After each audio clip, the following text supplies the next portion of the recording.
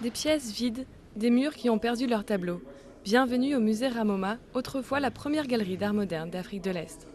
La récession économique est passée par là, le musée a fermé ses portes à la fin de l'année dernière et il n'y aura plus d'autres expositions. Nous n'avons aucun endroit où exposer nos œuvres.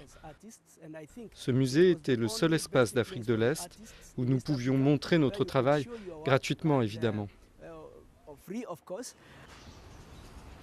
Les œuvres de Michael Soy se vendent dans le monde entier. Ses travaux parlent des luttes politiques au Kenya.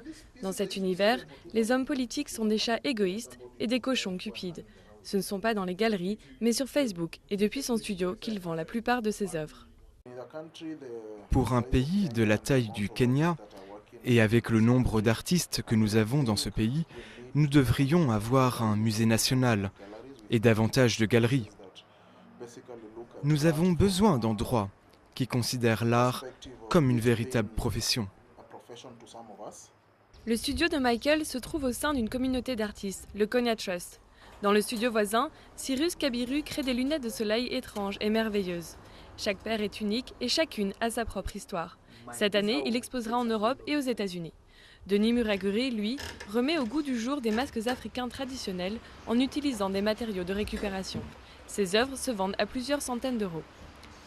Denis et Cyrus ont tous les deux réussi, mais sans cet espace communautaire dans la capitale kenyane, personne ne pourrait admirer leurs œuvres à Nairobi.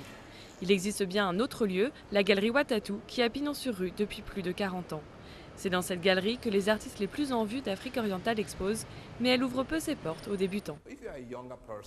Pour les jeunes artistes, c'est vraiment difficile. Il faut travailler dur et avoir un talent exceptionnel pour sortir du lot.